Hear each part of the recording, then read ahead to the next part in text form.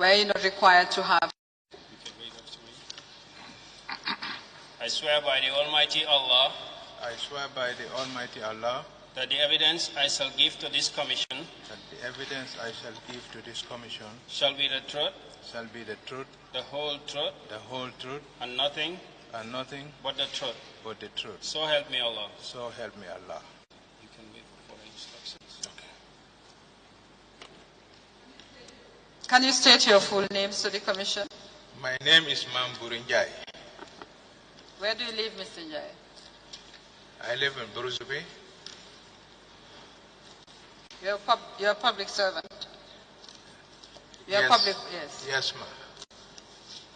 Which office are you? I am currently the Managing Director, Gambia National Petroleum Corporation. Would you like to sit down? Sure, thank you.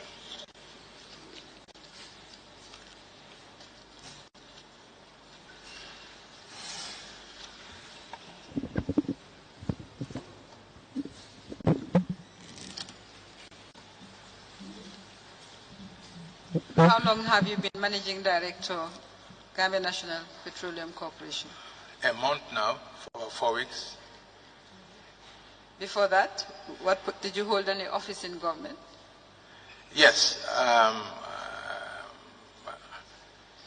was Permanent Secretary, I was Ambassador, I was Managing Director, I was Minister. Okay. Can you give us an overview of your career, giving us dates, your public service career? Okay. Giving us dates. In 1988, I started as a cadet economist in the Ministry of Finance. Up to 89, I was posted to the President's office in the Policy Analysis Unit as a policy analyst. Went back to the Ministry of Finance as a senior economist. When?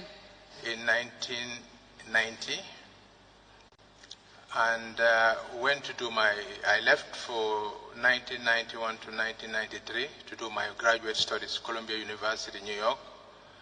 Came back, I was promoted, I came back to the Ministry of Finance, I was promoted as Principal Economist in charge of Macroeconomic and Financial Analysis Unit. From 1994 to 96, I was posted to the embassy in Taiwan as Economic Counselor from 1996 to 1997.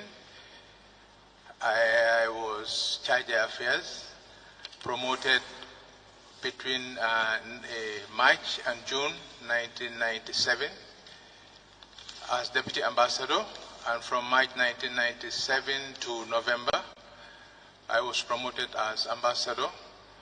1997 in Taiwan, up to 2001, came back to the Gambia, and I was promoted as Permanent Secretary in the Office of the President as Permanent Secretary 1. This is 2001. Between 2001 and 2004, I was Permanent Secretary 1 in charge of Economic Affairs and Energy. 2004 to 2005, I was Managing Director of Social Security and Housing Finance Corporation. Came back to the Office of the President as Secretary General. This was sometime around, after 10 months of Social Security, I came back as Secretary General up to 2006. After the election, 2006, with the cabinet reshuffle, I was out of government for almost 6 months. Then I was appointed again as ambassador to UAE from 2007 to about 2010. I came back. Sorry, just to an interjection. Between the period I was out of government and before I was appointed as ambassador, I was chairman Skybank. So I was appointed as ambassador as a contract for 2 years, but I was also allowed to concurrently be the chairman of Skybank. It was just a contract until I came back in 2010. Went back as, after my contract expired, I became again chairman Skybank. up to around 2011, that was the time I was appointed as Planning and Economic Affairs Minister, Planning and Industrial Development Minister. But about 9 months later, the two ministries, Finance and Planning, were merged. So I became the Finance and Economic Affairs Minister between 2011 up to, 2012, April. April 2012, I was appointed as Foreign Minister. April, May, June, July, August, I was appointed as, I was redeployed for a week as the Minister of Higher Education. I was relieved of my duties during that time. Since then, I have my, of course, I went through some legal issues until I was freed.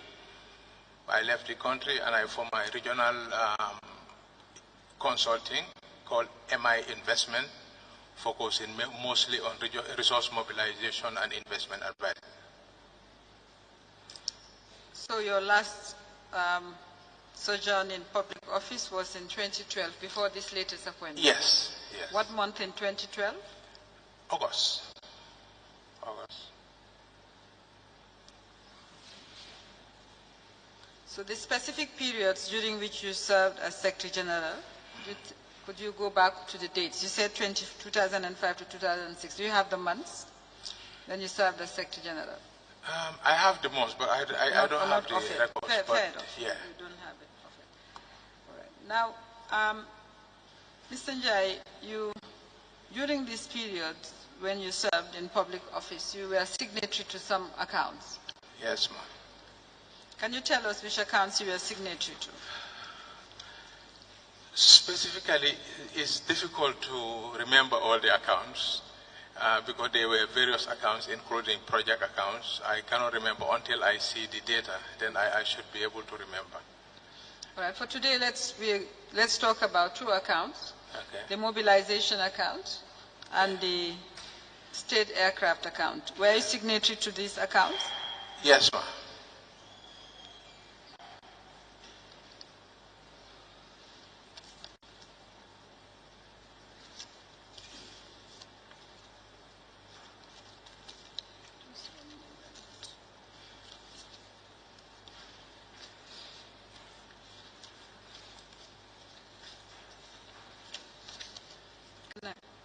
Can I have the last exhibits from GT Bank?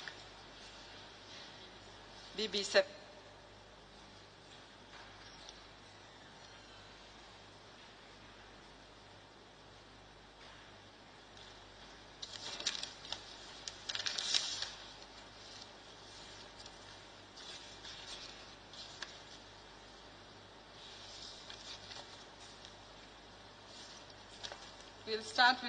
We'll start with the state aircraft account, which seems to be the earlier account. I'll show you exhibit CB 23A.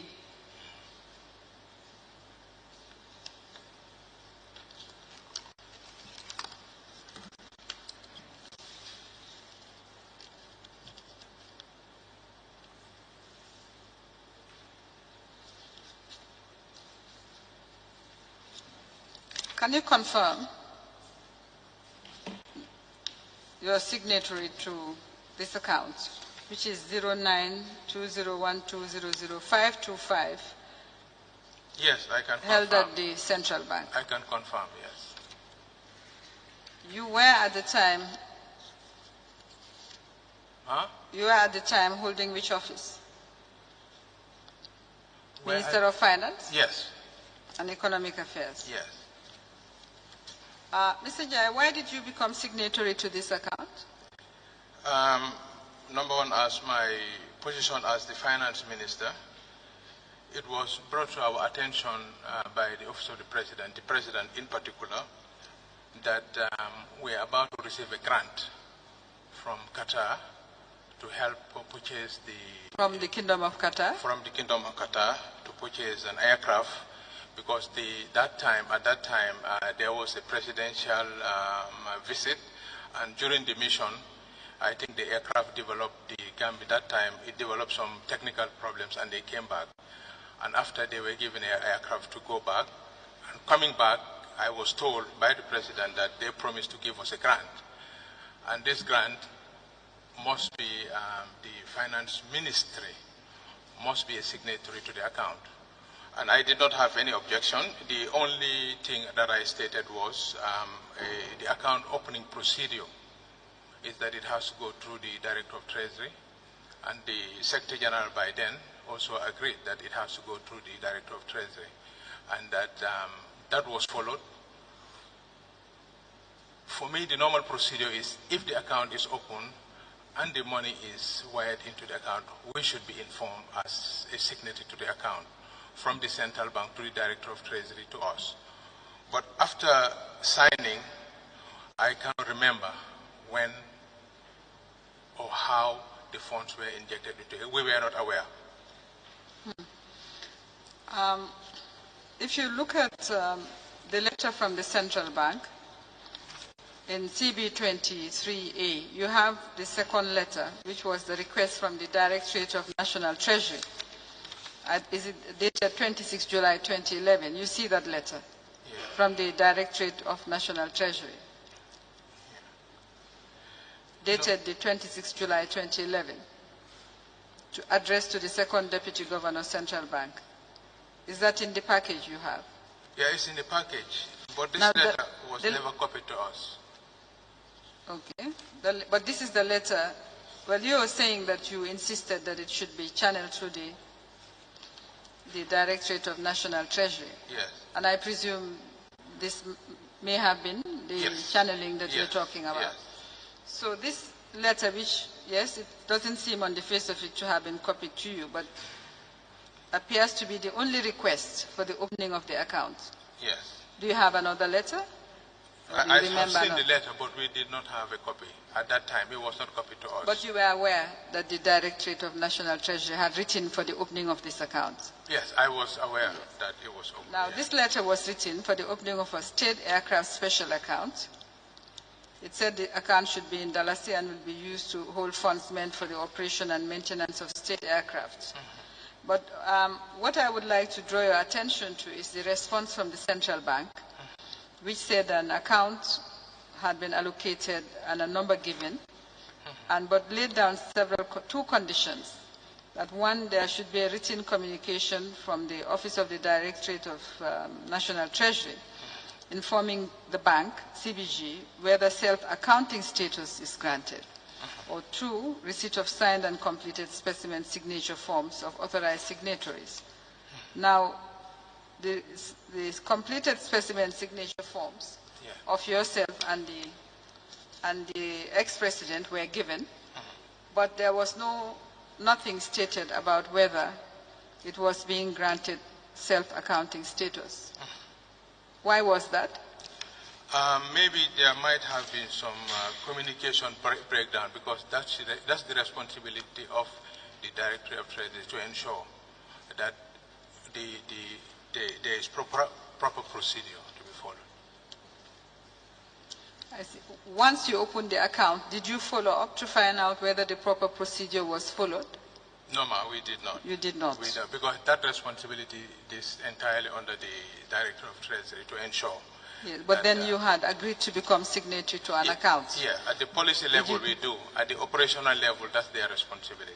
Yes, but as signatory to an account, yes, that also, I think, came with some responsibility to find out whether proper procedure was followed. Don't you think so? I don't think so, ma'am, because at the policy level, yes, we follow up, but at the operational level, it's the responsibility of the Director of Treasury to ensure that the proper procedures are followed. Do you think it was within the mandate of the Minister of Finance to be a signatory to an account? Yes, I can say that, because now the Minister is the head of the ministry. And there are circumstances and situations where if a call is made for the ministry to participate, for me at that time, I think it was in order for the minister to be in the front line to ensure that the account being managed is properly managed at that time. because it was a ministerial, it was a meeting at the State House, and I don't think it was fair for me to pass the buck to my permanent secretary. So I took up the responsibility. Based on what? Based on the fact that one policy, if I may finish my question, based on what policy or what rule or guideline could you as Minister of Finance be a signatory to an account? Because if it comes to the bilateral at the level of the grant, loans, whatever, it's the Minister of Finance who will be the signatory. So for it to be consistent, and as a follow-up, I thought it was proper. And it was one of activity. It was not like a continuation. It was the procurement of a state aircraft. So I thought it was proper at that time for the minister to be involved. Were there other occasions when the Minister of Finance was signatory to an account? I think so. I have to go back. It's been a while. But yes, wherever I think it is the responsibility for the finance minister, because when the call is made to the ministry, I think the chief executive should be up there in the front line to make sure you're going to take the responsibility. I remember in the mobilization account, I was a signatory. Which came later. We'll come to the mobilization account. Because Mr. Njie, what I want to understand, because yes, I do understand that the Minister of Finance signs bilateral grants, the agreements that is for these grants to be given, whether they are bilateral or multilateral and so on, and ministers do sign agreements. What I find to be quite new was that the ministers, or even the Minister of Finance, could actually be signatory to an account, which is an operational matter and not a policy matter, which you will agree, I'm sure. So I just want to understand on what basis you, as Minister of Finance, in law or policy, that you or Minister of Finance would be signatory to any account. Yeah, I can say it could be a discretionary thing, because our responsibility as fiscal authority is the mobilization of resources. So at that level, if a situation occurs where the finance minister felt that the permanent secretary should not have, I mean, I don't have to delegate that. I will be at the policy level. I'm still talking about the policy consistency, that from the grant element, I thought it was proper for me to follow up to ensure that the proper procurement, because you're talking about a state aircraft, I was under the impression that it is normal and fair for me to go through to make sure that I am involved in the whole thing. At the time you thought it would be normal? I thought it was normal. I think but it was, why? Because that is were you basing it on any previous practice at the ministry? Were you basing it on finding that your predecessors were signatories to other accounts? Were you basing it on the financial instructions or any no, why did you think it was normal? In a situation where a problem occurs and a problem-solving technique, I think sometimes you will be innovative as long as you are doing it with you are following the right procedure. And during this period, I thought that by channeling it through the Director of Treasury, we are following the normal procedure, and there was nothing wrong for the finance minister to use his discretion to say that I will be the signatory just to ensure that the proper procurement is conducted. I did not see anything wrong with that.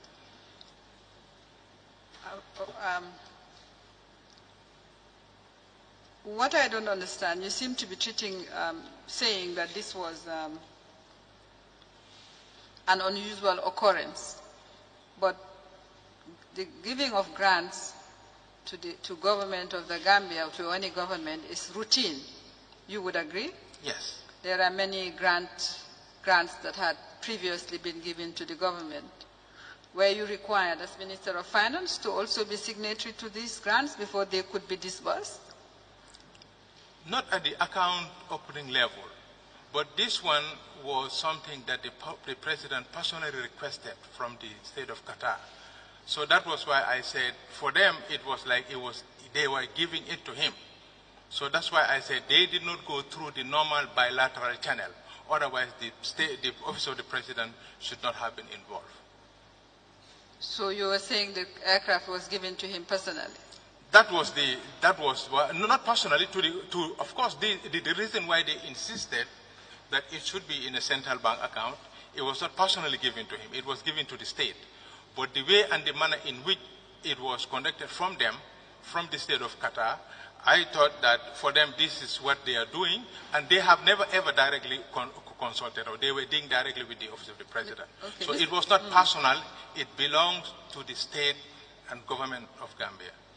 But you seem to be treating it as an exceptional situation where you, as Minister of Finance, felt that you ought to take responsibility. Yeah, once I became Why was it different? Let me finish my question. Why was it different from any other grants far above this sum that were being given to the Gambia, of the government of the Gambia? Why should this specific one be treated differently or unusually or exceptionally? Because on the normal grant allocation, the state, the finance minister of the given state, will write directly to the finance minister of the receiving state, and the normal protocols are followed. But in this case, the protocols were not followed. It was from the office of the president dealing with the Emir of Qatar then. So that was why I said it was totally different. Because on the normal protocol and the conventional way of doing things, the finance minister of the given state will write to the finance minister of the receiving state, and the normal protocol is done, the signing of agreements and everything, and opening of the account and disbursement of the funds. But this one was totally different. Because that's why he claimed that he personally requested it and they are going to give it to him, but it has to go to a central bank account. That's why I said once it becomes that, it is no more a personal property, it belongs to the state of Gambia. And that is why I don't understand why it wasn't treated as in the usual way grants were treated, and why it was necessary for you as Minister of Finance to become signatory to the account. Even though, as you said, subsequently you did not withdraw any funds or consulted in the withdrawal of funds. Yeah. But you did, as Minister of Finance, approve a certain fundamental shift, I think, in the way in which grants ought to be treated, because this was a grant. This was the money that came, not an aircraft. It was the money that they sent. Money for us to procure. Yes. But I don't think there was anything like a fundamental shift. This was a one-off occasion where, as I said, it is normal. The normal conventional procedure is for the finance ministry of the giving state to write to the finance ministry of the receiving state. I heard you, Mr. Njie. I think please, I heard you clearly. But I'm saying, yes, it was unusual in terms of what you expected. But what was not unusual was that money, at the bottom line was, money was being given to the government for a particular purpose. And there is a process or a procedure for treating such monies. Why was this treated differently is what I'm trying to find out. Because of the giving state, this was the way that they prefer it to be treated. So we just complied. And the giving state wanted you to be signatory to the account? Yes, because they wanted our involvement. That's why they are putting it into the. They wanted the Minister of Finance to be signatory. Said the Ministry of Finance. For the accounting officer, Mr. Njie, for the Ministry of Finance is the permanent secretary of the Ministry of Finance. Yeah. And of course, the paymaster or anybody who should shift monies is the accountant general. As a seasoned administrator and so on, I mean, this is basic. Let me shift to another question. Why was it necessary for the president to be signatory to an account? That was his personal decision. Did you advise him that as president he should not be signatory to any account? I did. But don't you think that the fact that you as minister were signing an account might have given him the signal that he also could be signatory to an account? After all, he was a political appointee, and so were you as Minister of Finance. No, I think the whole idea started from the State House that he's going to be signatory. In fact, among other things, that's what also prompted me to be a counter signatory, because if you have a permanent secretary signing with the president, I thought at that moment, that's why I said it's a problem solving at that junction, so you have to be innovative. It was like being treated as his personal. But for me, it was not personal. That was why I said because if we could have just opened it directly with the central bank. But I insisted it must go, once it goes through the Directorate of Treasury, I think that's where, for me, that's where I was very comfortable that no matter what happened to the account, the Directorate of Treasury will be informed and they will be the custodian. So you said you advised him? I did, ma. Was it in writing? No, verbal. Okay. And what was his reaction? That is his personal request. He was the one who requested it so he has the right to be a signatory to the account. After the account was opened, did you follow up to find out whether the monies were lodged into the account? No, because it is normal. If at all I am a signatory, the giving state, if they are wiring any money, they should copy to the Ministry of Finance. Number two, the central bank will also inform the Director of Treasury, which will automatically inform the ministry. So I just thought there was no need to follow up. If the money is there, we will know. That was the impression I have. But as the Minister of Finance, I'm sure you came to know that the President had acquired an aircraft, which was costing quite a lot of money to maintain. No. You did not know he had acquired an aircraft? Through this account? You said you didn't know money was lodged. No. My question is, but you did know he had acquired an aircraft? Yes, this was way months later that I knew, but it was... Did you try to find out how he acquired the aircraft? No. For me, I was told that it was through his personal contact, so I just didn't know. Actually, it was off because it took some time that the communication was not coming through. So I saw an aircraft and I was told that the President acquired, and I asked, they said it was through his personal contact. So I did not make any investigation. You did not try to follow up here? You had agreed to become a signatory to an account with the President. You did not try to find out whether any money came into the account, Mr. No, I did not. It's the responsibility of Director of Treasury to ensure that if the money is in, we will be informed. And the giving state, when you are wiring the money, you will copy. It's normal to copy to the Ministry of Finance to inform us that the money is in the account. So this is the normal way of doing things. So if we're not informed, so we are so busy, we're overwhelmed as Ministry of Finance that those details really, it is normal for them to inform us, not for us to follow up. Because we had so many other priorities to take care of than following an account with the But this was an unusual occurrence. Yeah. Exceptionally, you had given your name to an account. Yeah. It seemed to me normal, that logical, that you would like to follow up to find out whether in fact there was any inflow into the account. Did you ever try to close the account or remove your name from the account? No, I did not. I did not. Well, I'm sure you came to know that at some point that about $4 million was paid into the account by the Kingdom of Qatar. I did not know that until this commission started. I wasn't aware. You did not also know that 1.5 million euro, actually it's euro, not dollars, 4 million euro. But 1.5 million euro was withdrawn cash. No, I did not know. By the office of the President. No, you didn't know that he became the sole person operating the account, signing and removing money from there, receiving money from the account. You did not know that as well. No, because I didn't expect the governor to accept a single signatory.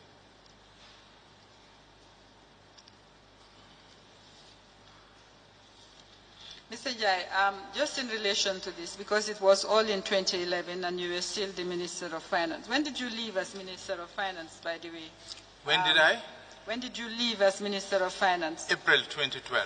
April 2012. Yeah. You see, during this period, he not only acquired a Boeing 757, he also acquired luxury coaches and quite a number of vehicles from Global Trading Group. No, I did not know. You didn't see these things? This time, we were developing the program for accelerated growth and employment. So we are so much overwhelmed, apart from the traveling. So we were laser focused on this development plan. So that's news to me. I did not know. All right. Let's move over to the mobilization account. What is this mobilization account? The mobilization account, Sorry, Mr. Chairman, would you have questions on the state aircraft account, or can I move? Carry on. Yes. Sorry, what is the mobilization account? The mobilization account was prompted by the fact that it was the inauguration of the presidential inauguration 2012, and there is a budget line item called celebration of national events, and the budget line item is under the office of the president. So in occasions like this, there is a national organizing committee chaired by the vice president. We are members, you know, all the ministers and permanent secretaries, but basically the ministers, and it's chaired by the vice president. What we do as a ministry, we disperse what is in the budget to the office of the president, so they manage it. So what happened was that it was an inauguration, and what we allocated them, and what they come up with the budget. In this committee, you have different organizing committees: media, entertainment, transportation. So when it came to their budgeting, what they budgeted and what we allocated the difference was huge. So there was a deficit. And as a committee member, I was asked to provide the additional funds, which we couldn't. So, sorry, you were asked to provide the additional funds? The additional funds, because what was budgeted... No, you added something which I didn't hear. You added some words which I did not hear. No, I said the National Organizing Committee, with the different media, entertainment, transportation, what they budgeted for, and what we allocated in the budget. For us, we were very strict. We said that this is what we budgeted for, and that's what we can allocate. So the National Organizing Committee will meet as a committee and discuss the budgets presented by various committees. And when they presented the budget, there was a huge deficit, and we were asked to come up with the deficit financing. We couldn't. What we advised them was, you can do some environment in order to meet whatever you're supposed to do, the demand from the various committee. There was a suggestion that now, why don't we go and mobilize outside resources so that we will be able to do the normal, the inauguration, a very good celebration. As finance ministry, we did not object to that. The only thing we said that it cannot be in the central bank. And that prompted the idea of opening a bank account where the impresses given to all these various committee heads will be given to them through a check, so that there can be a follow-up, number one. Number two, there can be an after-activity audit exercise, so that it will all be in one bank account. Because the intention of the committee was also to go and seek private funding from private sector, we did not encourage the committee to go and open an account in a central bank rather than going to a commercial bank. So that's what happened. And as a member, the budget line item is being managed by the Office of the President, that's the SG. I was asked to assist in terms of the scrutinization of the budgets that were submitted by different committees, and that's how I became a signatory. So what is the name of this committee again? The National Organizing Committee, chaired by the Vice President herself, former Vice President. National Organizing Committee. To organize, you said, state... The inauguration, yeah. Just the inauguration? Just the inauguration.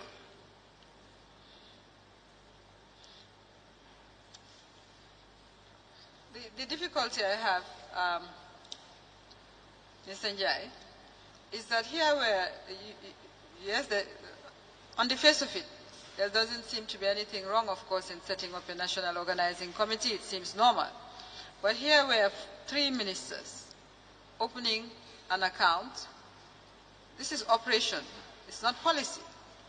Now, by what mandate would ministers of state be signatories to a commercial bank account, even if it's for public purposes? I find it difficult to really understand or appreciate that. Yeah, I mean, it is something that has been going on. If the National Accounting, if the National Organizing Committee... Sorry, since when? I don't know since when, but that's what I found, that the National Organizing Committee, in the past, let me just give you the history. In the past... So are you saying there was an account before this one on organizing similar functions? No. My recollection was that because when we allocate, by then, when we allocate to the Office of the President under the celebration of national events, the accounts officer in the Office of the President will raise a voucher, and they will go and cash the check from the central bank, and they will be giving cash to all these committee heads who will go and do it as an impress. He will go and make their expenditure and come back. And I think there was this problem of reconciliation, retirement of impress, and all of those. It was very confusing. I think as a result of that, it prompted and the idea of opening an account to make sure that the proper documentation is done. I understand. But my understanding is that, as ministers, and I don't think it's just an understanding, it's actually the governance structure that we have. Ministers are policy-making ministers, yes, are policy-making officers, if I may use that term, public officers. Yeah. They do not get involved in operational issues. Yes. And if you do have operational challenges, then you have to set into place the proper mechanism, the proper procedures for addressing those challenges. And really, for ministers to be signatories to accounts for any purpose that is relating to organization of any event, however national, Mr. Njie, in my own reckoning, doesn't look proper. I'd like your reaction to that.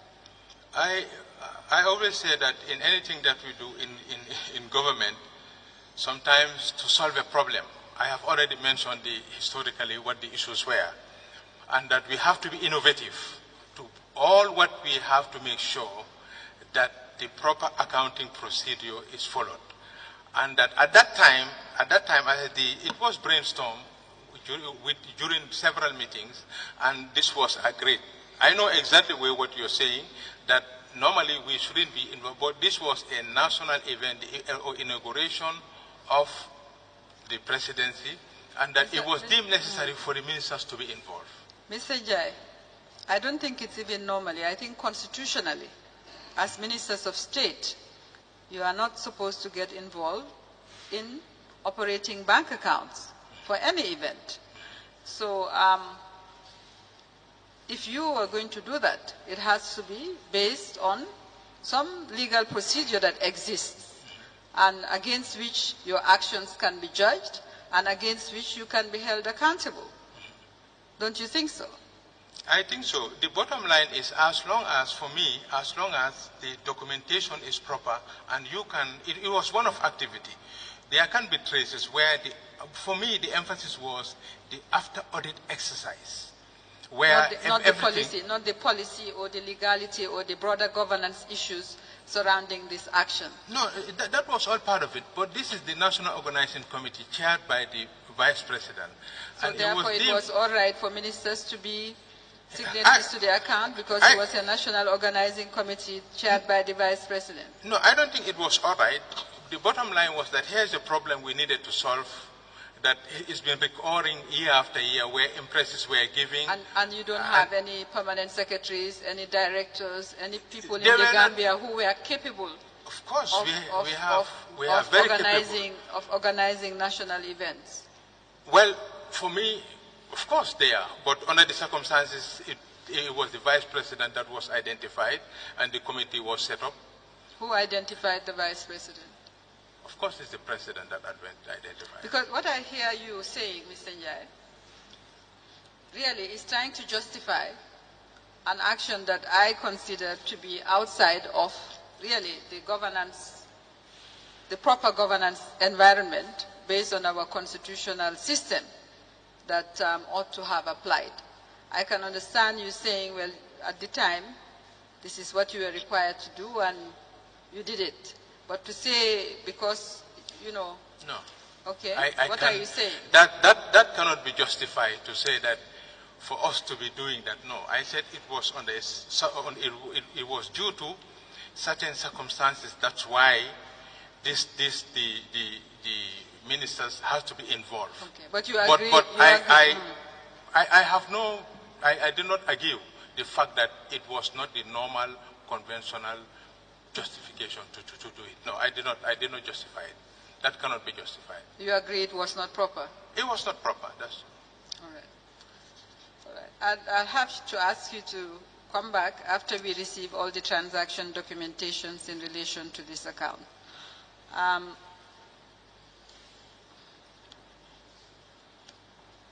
Because we don't have all of them yet. Okay. Mr. Chairman, I don't have any further questions for Mr. Njie today.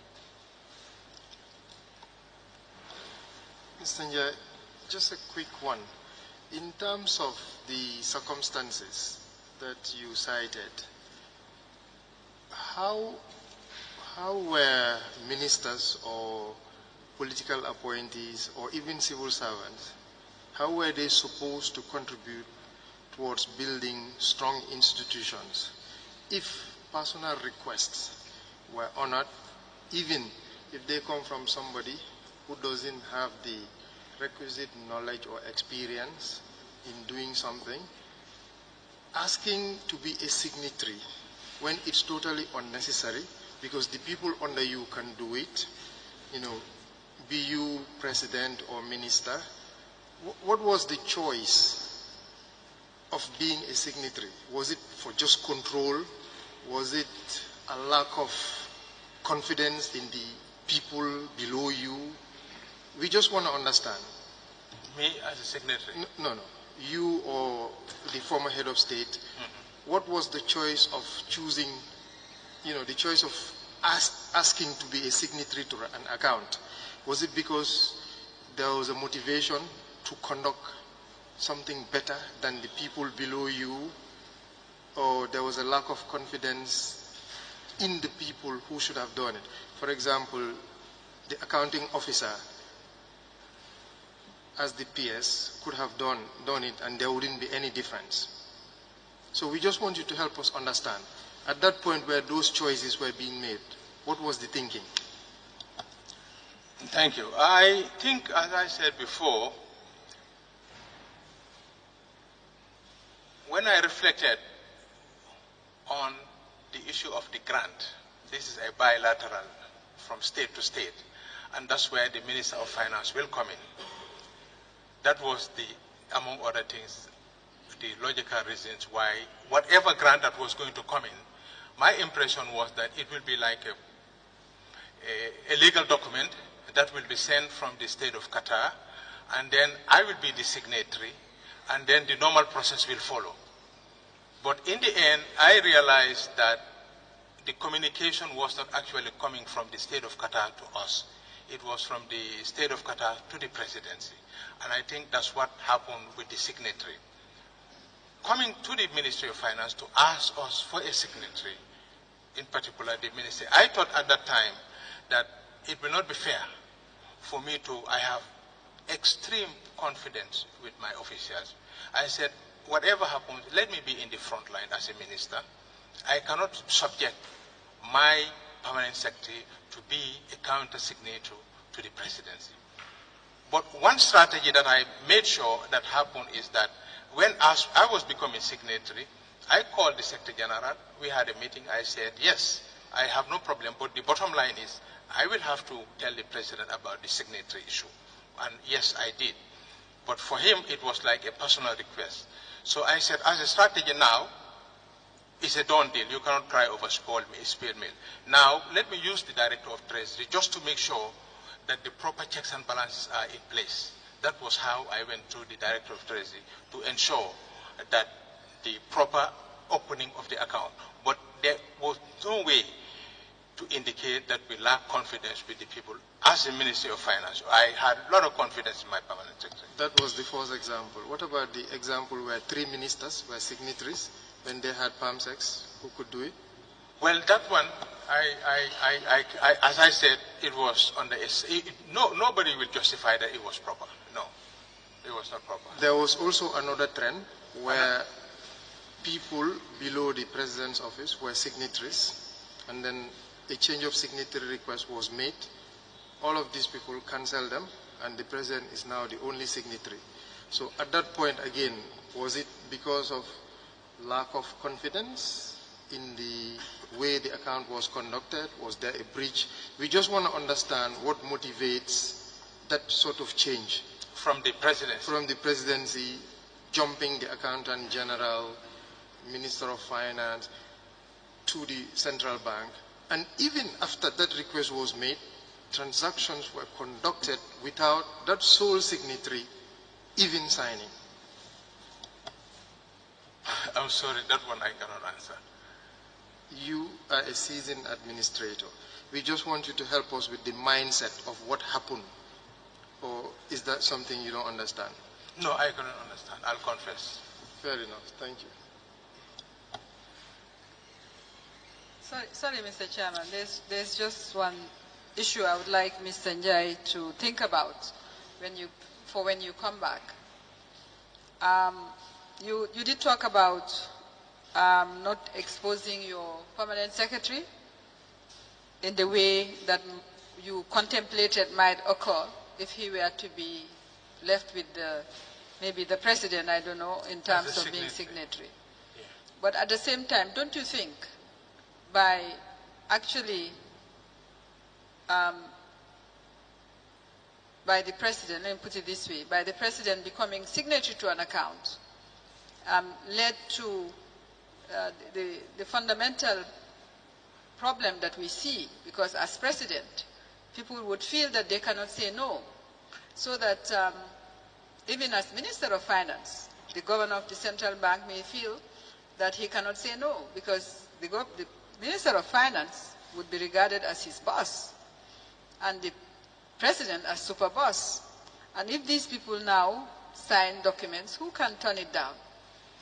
You know, that, I think, is one of the fundamental issues that one can see in the way that, you know, matters have evolved in terms of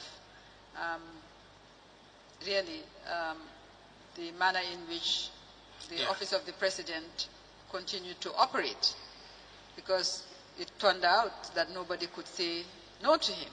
I can answer that. Yes. I can answer that. I don't have to come back. Now or later. Yeah. Yes. I think here the difference for me personally was that I became a signatory with the confidence and the commitment that whatever expenditure was going to make, I will make sure that it is justified and it is proper. That was the logical reason I said I cannot expose, as the head of the ministry, if it is time to take the bullet, I think it's the minister who should be in the forefront to take the bullet first. That was the main reason I said yes. No matter what happens, it's the finance minister who will be there as the counter signature to make sure that the procedures are followed through the director of treasury. So that one I don't have to come back for that. As you said, yes, the finance minister is not the boss of the central bank. The central bank is an independent institution operating legally, autonomously. Yes, they liaise with the governor liaises with the Minister of Finance regularly, but the governor of central bank has the authority to turn down a request from the presidency or the Ministry of Finance. They are not, the finance minister is not the boss of the governor of central bank. Mr. Njie, with respect, the Ministry of Finance, to a large extent, is a ministry that supervises what the central bank does. I mean, you can, of course... I don't think so, ma'am. Let me just finish. The Minister of Finance has a role in the appointment of the governor, doesn't he? Can recommend. Exactly. Can recommend. Yes, but not necessarily have an influential role in it. It's the presidency that appoints the governor of the central bank. Well, I suggest you we'll defer this discussion for when Okay, you ma'am. come back. I suggest you look at the law when you come back. We do. But my point is that there is a good reason why ministers, politicians are not made signatories to accounts. There are very good reasons. And I'll leave it at that for when you come back. Thank you.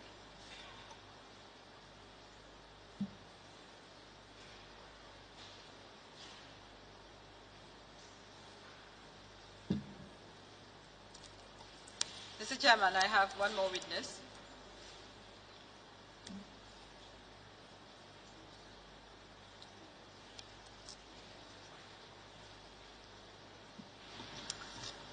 Very well. We adjourn to Monday, the 25th. Oh, sorry, I was saying I have one more. One more? Witness, yes. Yeah, but Mr. Nuha Williams has been waiting. I just have a few questions for him. 10 minutes? So it's about time. 10 minutes, yes, that's fine. Very well, okay. That's fine. You may call. Mr. Thank you, thank you're you, required Mr. to Njie. come You may back go. on Tuesday. On Tuesday? Tuesday, yes. At 12 o'clock would be fine. Okay, thank you.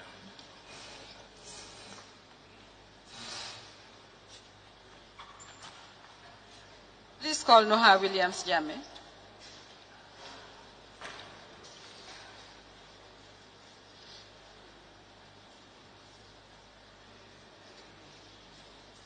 Time is fine.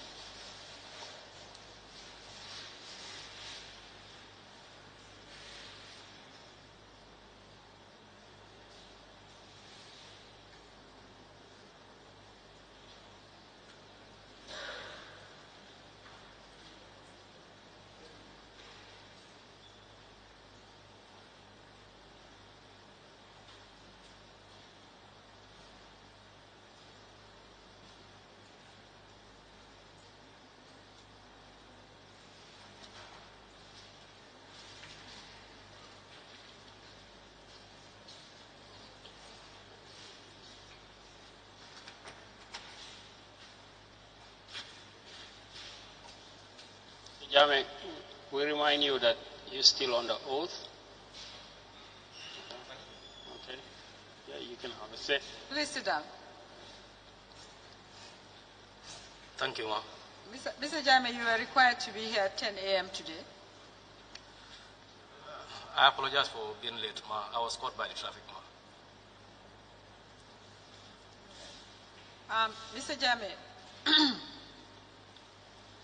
where exactly is the office of General Sol Baji, Suleiman Baji, situate at, in Banjul? At the entrance of the State House. At The entrance. At the entrance? Yes, ma'am.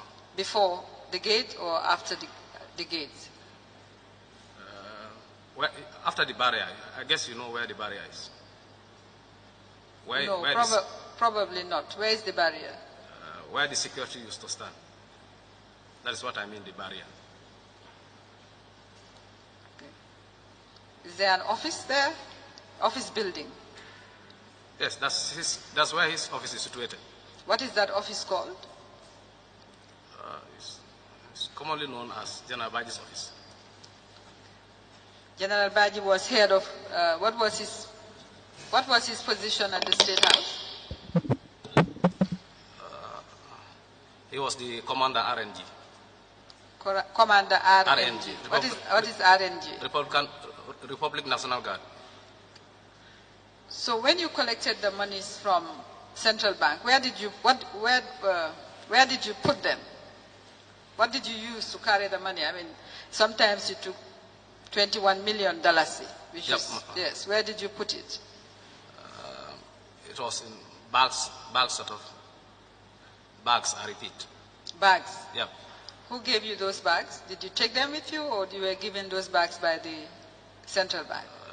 There are instances that I get bags from the Central Bank, and equally there are instances we go with bags. I see. In the event they do not have. In the event they don't have, Yeah. what do you do? We go with bags. I go with bags. How would you know that they don't have? Say again? How do you know to take bags with you? How do you know? How would you know that when you get to the central bank today, they would not have bags? No, when I go there, at times they do complain that will not return bags. So they will request that they need bags. So in that we have to go with bags. Did you act as General Baji's bodyguard? Say again? Did you act as his bodyguard? Were you his bodyguard? Not at all. Not at all. Yep. Are you related to him? Not at all. I only knew him in the system. Are you related to the ex-president? Yep, I am. How are you related? We are all natives. We are natives. What course are you studying, by the way? I'm studying public admin. You're studying? Public admin. Public admin. Yep, ma. So when I say that, are you related to President Jammeh, I want to know whether you are a blood relative or you are a relative by marriage, not whether you are natives. I believe you and I are natives of the Gambia. Yes. Now, are you related to President Jammeh? I'll ask the question again. Yes. When I say natives, I mean we are of the same village. That's what I mean by natives. Yeah. You're from the same village. Yep. And this is Kanilai. Yep, I am. Are you blood relatives? Yes, we'll be blood relatives. Okay.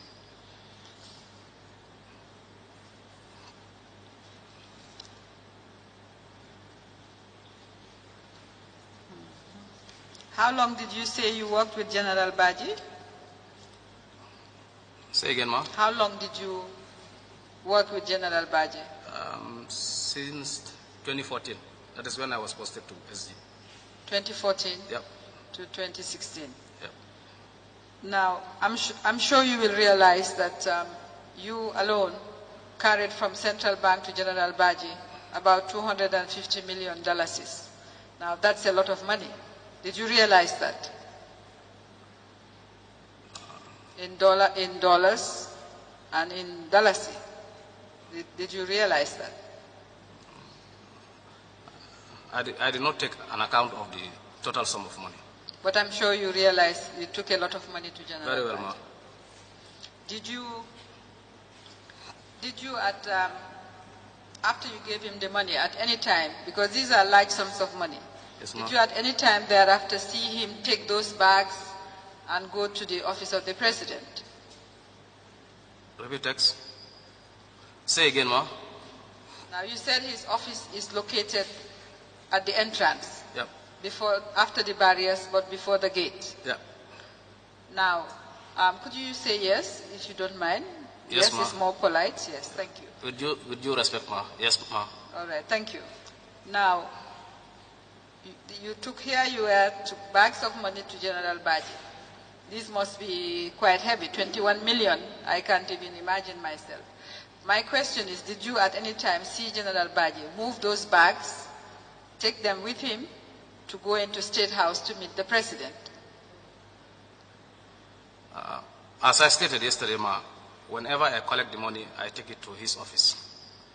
And the deal is over as far as my part is concerned. But my question is a simple one. Yep. You are the commander of the military police. I am. And I understand your station is at the gate. Yep. Yes, ma.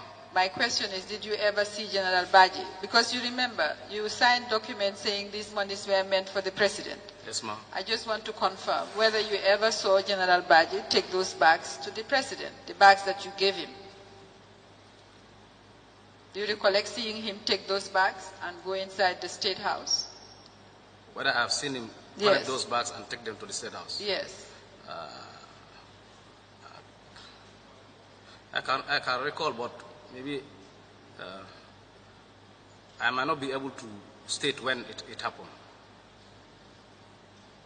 I understand, but was there an occasion once, twice, when you saw him actually take those bags to the office of the president?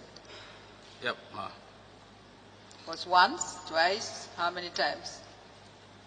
I repeat, I cannot recall the times, ma. You cannot recall the times. Are you studying at the university? I am currently, ma. Studying at the university. Yes, Which ma'am. year? Second year, ma. I'll just have one last question, well, maybe depending on your answer. Now, did it bother you that about over 200 million, even if you didn't count, the amount of monies you took from central bank, is more than the budget of many of the ministries put together in 1 year? Did it ever occur to you that this might be money that could be used for national development, this being a poor country? Did it ever cross your mind? What is this money for? There's so much money being given to one man. Did it cross your mind at all, Mr. Jammeh?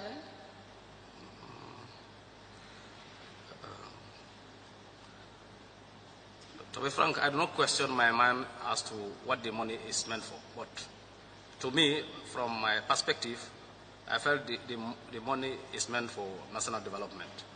How it goes about doing it, I do not know, ma. All right. That's all for Mr. Jammeh.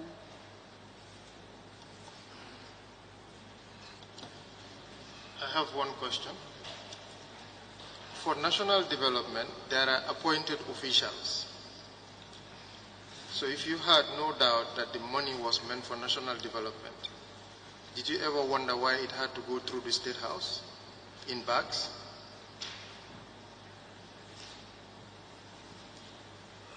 Will you go through your question again? You just mentioned you believed the money was for national development. Yeah. But in our structure, there are institutions for national development, officials appointed for national development. Yes, sir. So the question is, did it ever cross your mind that for national development, it really should not be going through the State House via top military aid or via the President personally? Because there is a role that you played bringing the money home. Yep. So in that process, and it's okay to believe that it's for national development. You don't have to account for that. Yes, what we are asking is for national development and their institutions to execute. Did it really have to go through the State House via his top military aid and finally to the President?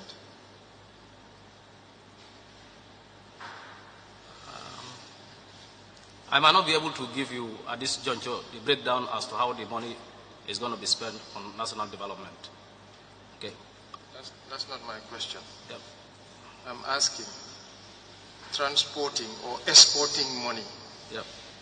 to the top military aid of the President and final delivery of cash to the President, is that a way to contribute positively to national development?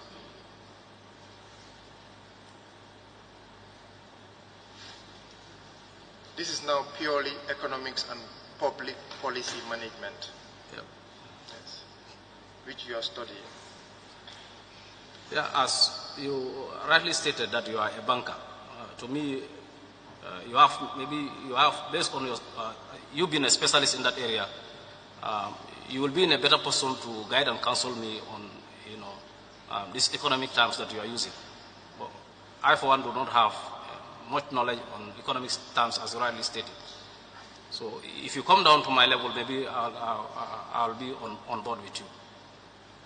The answer is yes or no. Do you believe or do you not believe that taking money to the State House via the top military aid of the President for final delivery to the President is a way to contribute positively to national development? It's yes or no? I do not have an answer to that.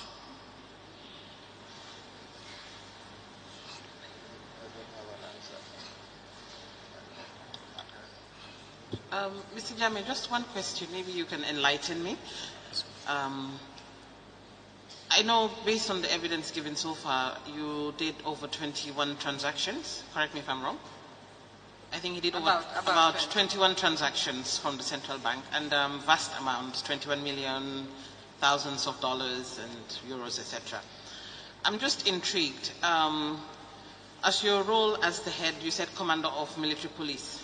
Yes, you were spending so much time at the central bank collecting money. How were you able to do your main function, security function? Central bank to State House is just a stone throw. My task, as I stated yesterday, is once I receive the instructions from General Budget that I should go to Central Bank and collect the money, equally the governor will call me prior to me going. So once I receive the call from governor, I have to respond to the call. And then, when I get to his office, he has to do all the monitored transaction, and that's it. Once the sum of money is given to me that I should escort to the State House, my task is to make sure that the money is transported from governor's office or from Central Bank to General Budget's office safely. That's the deal. So you consider this to be part of security matters? Yeah, escort is one of my functions. Okay, thank you. Sorry, just one question. You said you believe the money was meant for national development. Do you maintain that? I said from my perspective. From your perspective? Yes, sir. Now, was that perspective based on your heart or on your head?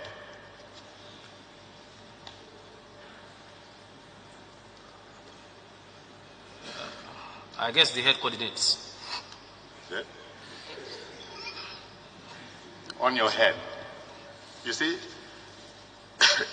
if it is based, or if it was based on your head, then it had to be rational. So, what are the reasons for your belief that this huge amount of money given to General Baji unconventionally was meant for national development?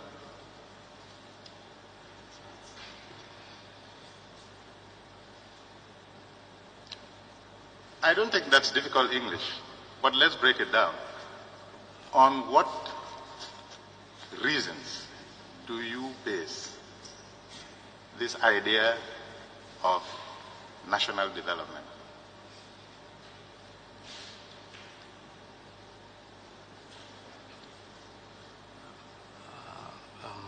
To me, I felt that question,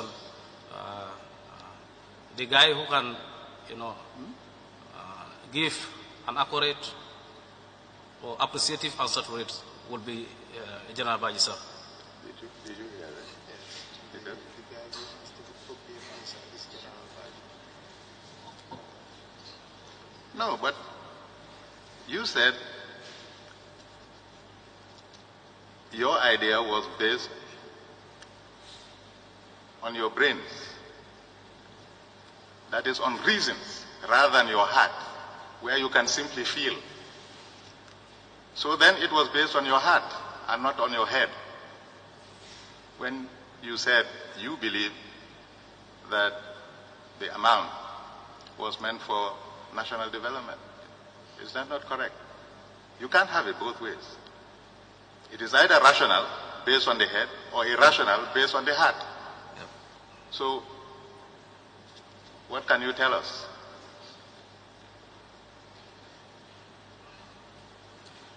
I repeat, rational, sir, but I think General Baji has a better stand to answer that question, sir. That will be all. Just one question. Yes, Can ma'am. you give us the names of the drivers that escorted you when you went to Central Bank?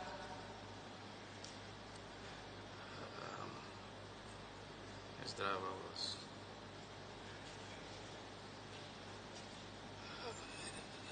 The drivers that went with me? Sorry? The driver that went with me? Yes. Yeah. Okay, go ahead. He's currently not here. Okay, what's his name? Is Sergeant B.I. Sergeant? B.I. Can you spell it? B-E-Y-A-I. B-E-Y? A-I. A-I. B-I. Yep. First name? No, surely no. The name is a problem. You can't remember. Yeah. Was the only one who escorted you on all the occasions? Yep. Was he your driver in your military wing or General Baji's driver? He's one of his drivers. One of General Baji's drivers? Yep. All right. That's all, Mr. Very well, we'll adjourn to Monday, the 25th of September at 10 o'clock.